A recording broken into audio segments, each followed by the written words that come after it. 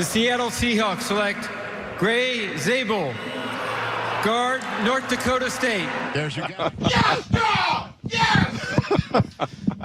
I'd ask Brock how he feels, but I think the world is aware of how he feels right now. He's very happy with the North Dakota State guard. 6'5" and 7'8", 312. You hurt yourself, didn't you? I did. I think he Burst a blood vessel. You deserve it. I felt that from Granite Falls to Sultan to Pasco. I think they heard you upstairs. Good. Get a guard, get a center, get a difference maker, and they got him.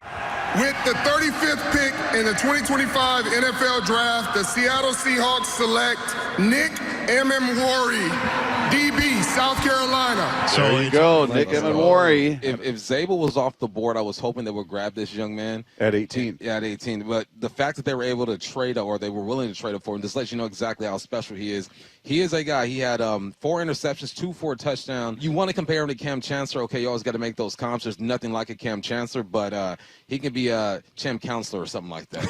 This dude has field awareness. He goes and gets the football. I like what's happening in the secondary. You still got to go get a DB, I believe, but I think this allows Mike McDonald to call the type of game that he wants to call. The Seattle Seahawks select Elijah Arroyo, tight end, Miami. You like that pick? Oh, yeah. I Now, like it. Seahawks go tight end. We were just Yeah. talking about how tight ends have not been a big producer historically speaking with the Seahawks. They had A.J. Barner last year as a rookie, and they go tight end again. But this young man, 6'4", 235, my note I have on him is the movement in his body is second to none. Like the way he dips his shoulder down and runs the seam and chops his feet. It's beautiful to watch him play, man. It's just the movement. It's the new age tight end that we're seeing, like the Loveland type, who was a complete route runner. Like tight ends weren't really route runners. They were just space occupiers. Like get to that space and I'll throw you the football because you're a big target. But this young man does it all, man. He's smooth. He's fast. I really like this pick for these guys. Can he block?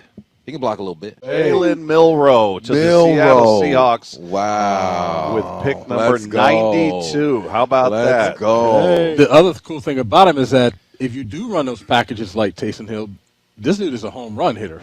Like he's faster than that guy. And people are saying coming into the draft that he's a better runner of the football than Lamar Jackson was, which is saying a lot. Let's talk about who he is, right? Yeah. He's the most athletic quarterback in this draft for sure. He has one of the strongest arms in this draft. He's shown at times, like, I can make the throw from one hash to the corner. I can hit my receiver going across the middle. But like you guys said, it's the consistency. If he were to enter the draft last year, he's probably going to be a first or second round draft pick. This year he has 20 rushing touchdowns, so he showed that he can use his legs a little bit. And I try to put him into the Kubiak offense, right? And I try to put him in today's NFL. Right. What do you hear about all the time on offense? RPO, RPO, RPO. Also, what does this tell us about the quarterback room? Like we talked about, they're looking at Sam and saying, you still got to prove yourself, dog. Seattle Seahawks select Rylie Mills, defensive end from Notre Dame. Mike, what do you make of this selection by Seattle? Well, a 2-time alum of Bruce Feldman's Freaks List. So this man is strong, 445-pound bench, 580-pound squat. When you come out of good programs, I think you kind of know what you're going to expect. You're going to get a polished player, a guy who comes out of Notre Dame, or, it's why Michigan and Ohio State have churned out guys. And yeah, you were mentioning, Curtis, that there isn't as much depth as you'd think on the interior of that defensive line, especially for how the Seahawks want to play and for what Mike McDonald wants to do with this group. And it does feel like that, yeah, we overreact to a Super Bowl winner of what teams need to do to build their units, but with what the Seahawks have done to improve their back end of the defense, now the Eagles formula, their blueprint of having waves of defensive linemen to come in, the Seahawks are trying to build that way on their defensive line up front as well. The Seahawks select wide receiver Tory Horton out of Colorado State. There it is. They did it. Ball knower over there.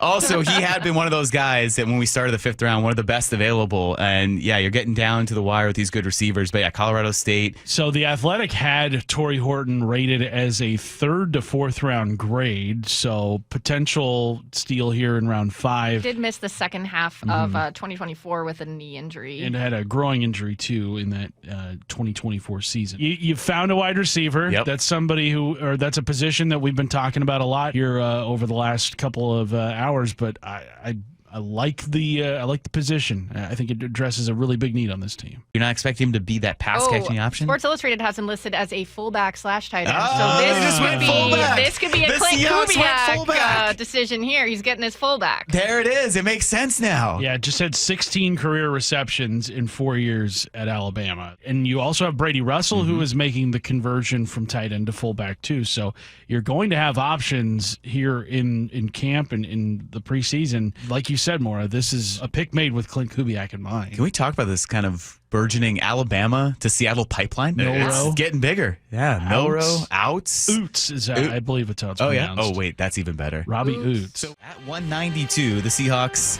have gone back to that offensive line. Guard Bryce Cabeldue out of Kansas, 6'5", 308. It's kind of similar to, the LaMea pick last year, that 6th-round pick in the 2024 draft. Didn't expect that he would get a lot of playing time. He actually did start to come in there. So another guard, and now you have what we think is a backup behind Gray Zabel. You have an increasingly interesting competition between Christian Haynes and Anthony Bradford, who might be feeling some squeeze, and now Bryce Cabeldue, and the line has been solidified, it seems like, at this point. Yeah, I'm looking on the 33rd teams right up of him, and it says Kansas ran gap and zone heavy rushing offenses, so he should be familiar with a lot of different concepts, which is nice because everyone's been talking about the outside zone with Kubiak.